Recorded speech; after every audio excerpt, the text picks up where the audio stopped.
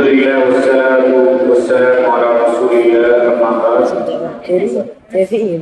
கண்ணியமான உலமாக்களே,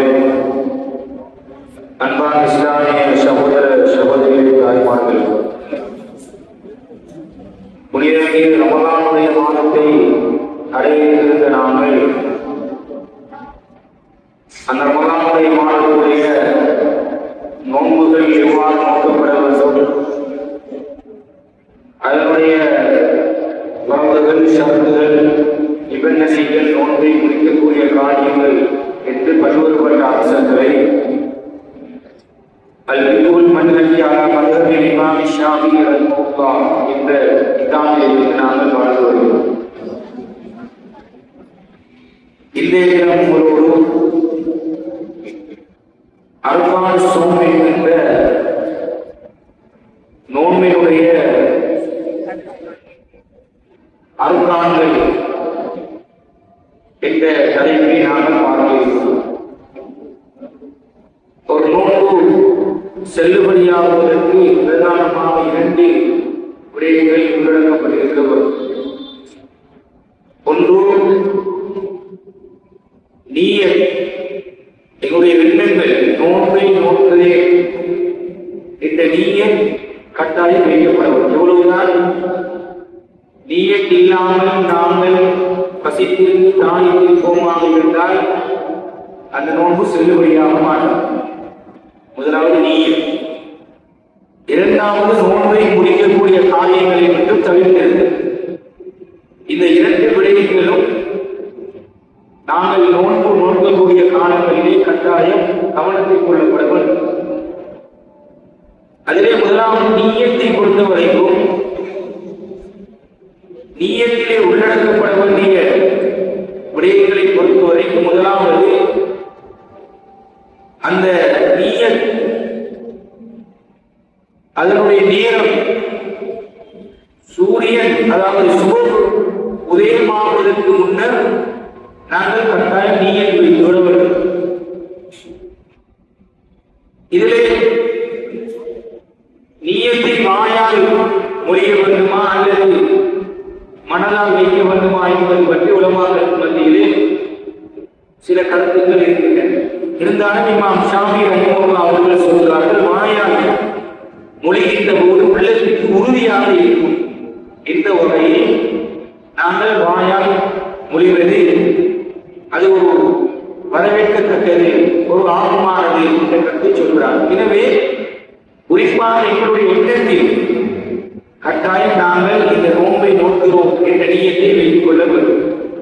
அதில் குறிப்பாக இந்த ரமலானுடைய நோன்பை நான் நோக்குகிறேன் என்று இந்த நோம்பினுடைய வகையை குறிப்பிட்டு சொல்ல வேண்டும். குறிப்பாக ரமலானுடைய நோன்பை நோக்குகிறேன் என்ற நிய்யத்தை கட்டாயம் செய்து கொள்ள வேண்டும், நாங்கள் வைத்துக் கொள்ள வேண்டும். ரசூல் ஸல்லல்லாஹு அலைஹி வஸல்லம் சொல்வார்கள், இன்னமல் அமாலு பின்னிய்யாத், எல்லா அம்சங்களும் எல்லா காரியங்களும் நிய்யத்தை கொண்டுதான் அது செல்லுபடியாகும். எனவே நாங்கள் சில நேரம்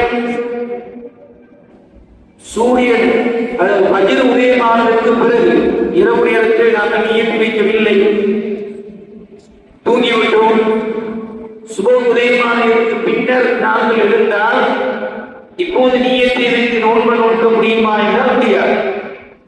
அதற்காக வேண்டித்தான் அறிஞர்கள் சொல்கிறார்கள், முதலாவது நோன்பு ரமலானுடைய முதலாவது தினத்திலேயே நாங்கள் பொதுவாக நிய்யத்தை வைத்துக் கொள்ள வேண்டும். இந்த வரக்கூடிய ரமலானுடைய 30 நாள் நோன்பையும் நான் நோக்க வேண்டும், நான் நோன்பேன் இந்த நிய்யத்தை இமாம் ஷாஃபி ரஹிமஹுல்லாஹ்வுடைய கருத்தின் பிரகாரம் ஒவ்வொரு நாளும் கட்டாயம் நிய்யத்தை வைக்க வேண்டும் என்று அவருடைய கருத்தாக சொன்னாலும், இமாம் மாலிக் ரஹிமஹுல்லாஹ் அவர்கள் சொல்கிறார்கள், பொதுவாக 30 நோன்புகளையும் 29 நோன்புகளையும் நான் நோக்க போகிறேன் என்று முதலாவது தினத்திலேயே நாம் என்ன செய்ய வேண்டும், நிய்யத்தை வைத்துக் கொள்ள வேண்டும். வைத்துக் கொள்வோமாக இருந்தால் அவனால் தூங்கி இடையில் இருந்தாலும் நாங்கள் தொடர்ந்து நோன்பை நோக்க விரும்பினால் நாங்கள் நோக்கிக் கொள்ளலாம்.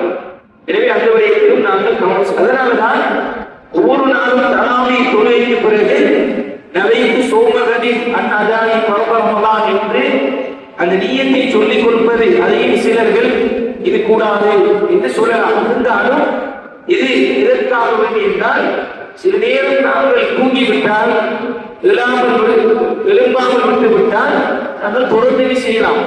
அந்த வைத்த நீயத்தின் அடிப்படையில் நாங்கள் நோன்பை நோக்கிக் கொள்ளலாம் என்ற வகையில் தான் இந்த விடயங்கள் பேணப்படுகிறது என்ற விஷயத்தை நாங்கள் கவனத்தில் கொள்ள வேண்டும். எனவே முதலாவது நீயத் கட்டாயம் நாங்கள் நீயத்தை வைத்துக் கொள்ள வேண்டும். இரண்டாவது மிக முக்கியமாக இன்றைய தினம் நாங்கள் பார்க்க இருப்பது நோன்பை குறிக்கக்கூடிய காரியங்கள். இவைகளை விட்டு நாங்கள் தவிர்த்திருக்க வேண்டும். அதிலே பொதுவாக எங்களுடைய தொண்டை குலுக்கி, எங்களுடைய தொண்டையை தாண்டுகின்ற அமைப்பில் ஏதாவது நுழைந்தால் எங்களுடைய நோன்பை குளிக்கும். அதில் நாங்கள் பார்த்தால் குடிப்பது, சாப்பிடுவது, உண்ணுவது, இவைகளை நோன்பை குளிக்கக்கூடிய காரியங்கள் தெரியும்.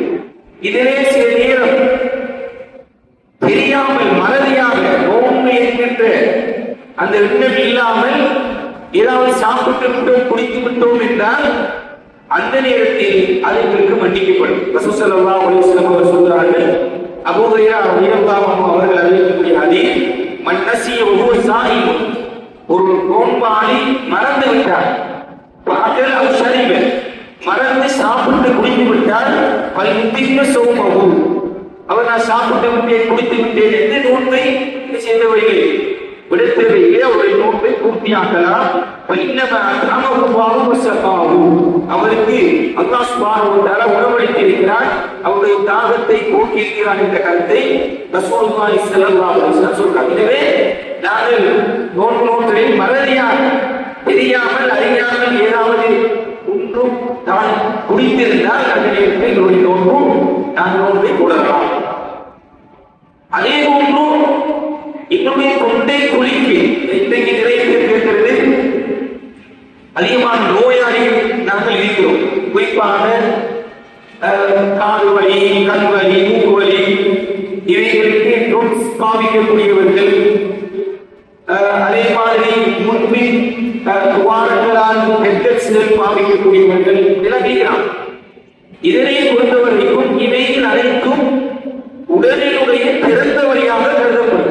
உங்களுடைய வாய், மூக்கு, கண், உங்களுடைய முன்புவாரம், பின்புவாரம், இதெல்லாமே எங்களுடைய உடலினுடைய திறந்த வெளியாக கருதப்படும். இவைகள் ஊடாக ஏதாவது உச்சென்று, குறிப்பாக என்னுடைய கண், என்னுடைய காது, என்னுடைய மூக்கு, இவைகளுக்கு ஏதாவது பொருட்களை நாங்கள் பயன்படுத்தி அவைகளுடைய தொண்டை கொள்கையை அடையமாக இருந்தால் என்னுடைய நோன்பு முடிந்து விடும்.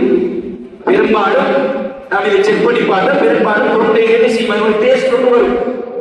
மரத்தை குத்தினால், கண்ணுக்கு காலுக்கு மரத்தை குத்தினால் அது அதனுடைய டேஸ்ட், அதனுடைய சுவையொன்றும் தொண்டை குழிக்கு இறங்கக்கூடியதை நாங்கள் உணர்கிறோம்.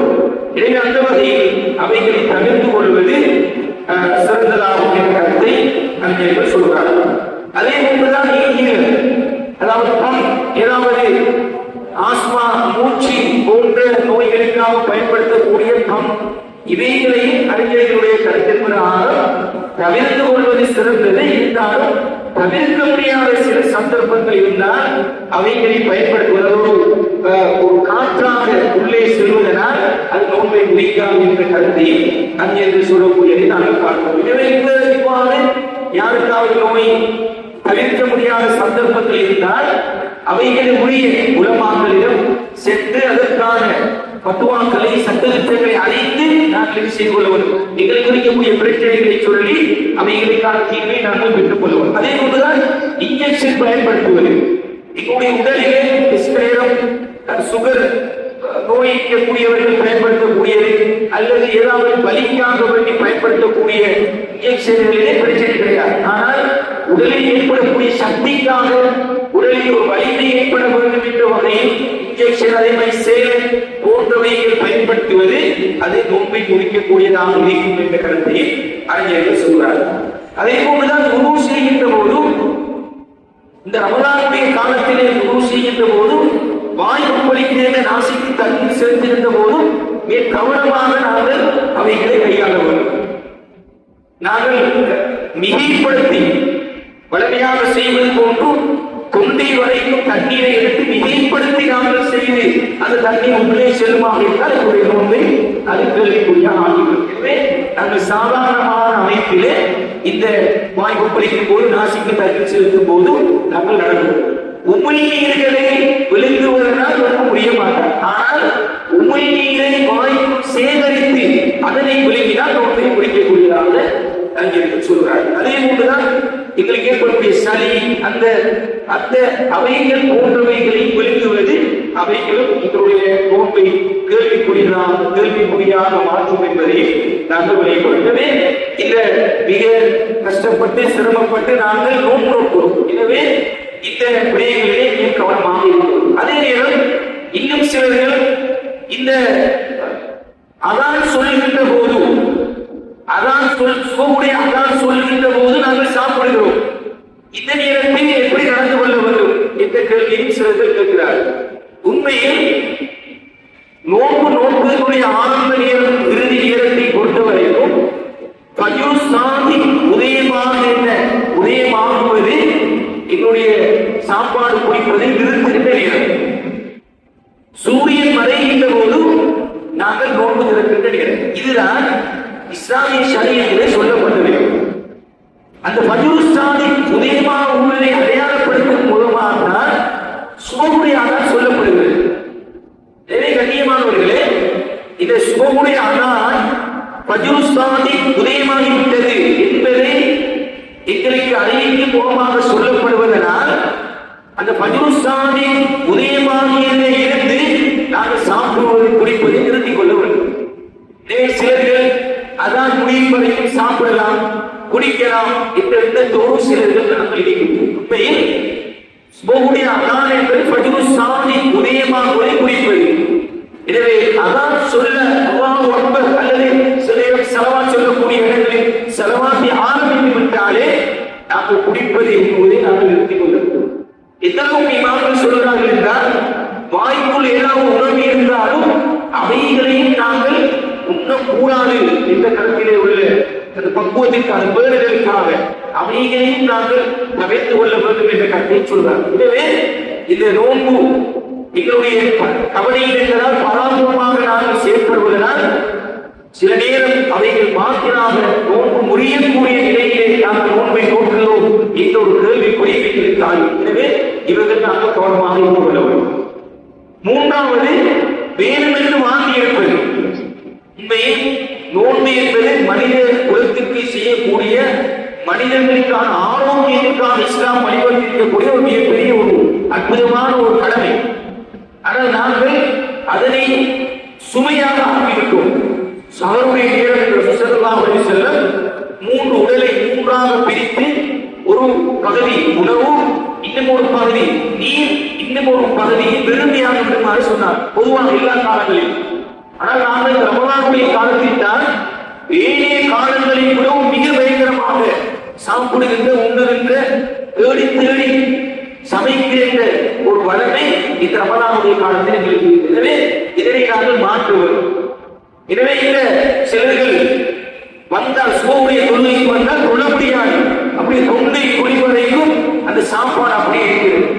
இது எங்களுக்கு அசௌகரியத்தை ஏற்படுத்தக்கூடியதோ. எனவே ரசூல் ஸல்லல்லாஹு அலைஹி வஸல்லம் சொன்னார்கள், மன் தராஹு தைமுஹு சாயிமுன் வலைஸ அலைஹி வலாஹு வைஸ்தகார ஃபலியகுதி. தானாக ஒருவருக்கு மாட்டி வந்தால் அவருக்கு நோன்பு முடிய மாட்டேன். ஆனால் கடுமையாக அவருக்கு கஷ்டப்படுகிறார் என்ற வகையில் அந்த தண்ணீரை அந்த வாந்தியை வேறுபட்டு வெளியே எடுத்தால் அந்த நேரத்தில் அவருடைய நோன்பு மாற்றினார்கள் என்பதை நாங்கள் கவனித்துக் கொள்வோம். நாலாவது, குடும்ப உறவில் ஈடுபடுவது. கணவன் மனைவி ரமலானுடைய காலத்திலே, ரமலானுடைய பகல் நேரத்திலே நோன்பு திறந்த மீது பிரச்சனை அல்ல. ரமலானுடைய பகல் நேரத்திலே நோன்பு நோற்ற நிலையில் குடும்ப உறவில் ஈடுபடுவது அந்த நோன்பை குறிக்கும் என்பதையும் அதற்கான பரிகாரம் என்ன என்பதையும் நாங்கள் அடுத்த ஒரு பார்க்கலாம். ஐந்தாவது, சுய இன்பம் காண்பது. ஒருவர் சுயமாக தன்னுடைய இந்திரியத்தை மணியை வெளியேற்றுவது அவருடைய நோன்பை முடிக்கக்கூடியதாக இருக்கும் என்பதையும் ரசூலுல்லாஹி ஸல்லல்லாஹு அலைஹி வஸல்லம் அவர்களுடைய ஹதீஸ்களில் இருந்து அறிந்து சொல்றாங்க. ஆறாவது, ஹைது நிவாஸ் என்று சொல்லக்கூடிய பெண்களுக்கு ஏற்படக்கூடிய மாதவிடாயுடைய காலங்கள் அவர்கள் ரமலான் நோன்பு நோக்க நிலையில் அவர்களுக்கு அவைகள் ஏற்பட்டால் அந்த நோன்பு அவர்களுக்கு முடிந்துவிடும். அவர்கள் ஒரு நிமிடம் இருக்கின்ற நிலையில் அதானுக்கு நோன்பு இருக்கிறார்கள், நோன்பை திறப்பதற்கு ஒரு நிமிடம் இருக்கின்ற நிலையில் அவர்களுக்கு ஏற்பட்டாலும் அந்த நோன்பு அவர்களுக்கு செல்லுபடியாக மாட்டாது. திரும்ப அந்த நோன்பை நோக்கப்படும். ஏழாவது அல்-ஜுனூன் வல்-ரித்தத் என்கின்ற, அதாவது மயக்கம் அல்லது பைத்தியம், மனநோய் அல்லது இஸ்லாத்தை மதம் மாறுகின்ற நிலை போன்றவைகளும் அவருடைய நோன்பை முறிக்கும் என்பதை அறிஞர்கள் சொல்றார்கள். எனவே கண்ணியமானவர்களே, இந்த நோன்பை முறிக்கக்கூடியவைகளில் நாங்கள் கவனமாக இருக்க வேண்டும். கடுமையான நோயாளிகள் கடும் அசௌகரியப்பட்டு தன்னை வருத்தி கொண்டு இந்த நோன்புகளை நோக்க வேண்டும் என்று இஸ்லாம் கட்டாயப்படுத்தவில்லை. தீராத நோயுள்ளவர்கள், கடும் சுகவீனம் உற்றிருக்கக்கூடியவர்கள், கடுமையான சிலர் மருந்துகள் பயன்படுத்தக்கூடியவர்கள் இஸ்லாம் சலுகை வந்திருக்கிறது. எனவே நாங்கள் கடுமையாக வருத்தி கொண்டு அதனால் எங்களுடைய உடல்கள் எல்லாம் சோர்வடைய செய்து வேறு வேறு நோய்களை உருவாக்குகின்ற அமைப்பில் நாங்கள் இந்த நோன்புகளை நோக்க தேவையில்லை என்ற கருத்தையும் இந்த இமாம்கள் இந்த பகுதியை சொல்லியிருக்கிறார்கள். இருந்தாலும் நோன்பு என்பது மிகப்பெரிய ஒரு கடமை. அதை நாங்கள் சரியாக அறிந்து தெரிந்து அதனுடைய சட்டத்திட்டங்களை சரியாக அறிந்து நாங்கள் நோக்க வேண்டும். எனவே அல்லாஹ் சுப்ஹானஹு வ தஆலா வருகின்ற இந்த ரமலானை சரியாக அறிந்து தெரிந்து நோன்பு நோற்றும் அதனுடைய முழுமையான தவாகை பகலிற்கு நோன்பு நோக்கி இராமரங்கள் ஈடுபடக்கூடிய பூமிக்கு நசீபை உடல் ஆரோக்கியத்தை எங்கள் அனைவருக்கும் தருவானாக. அஸ்ஸலாமு அலைக்கும் வரஹ்மத்துல்லாஹி வபரகாத்துஹு.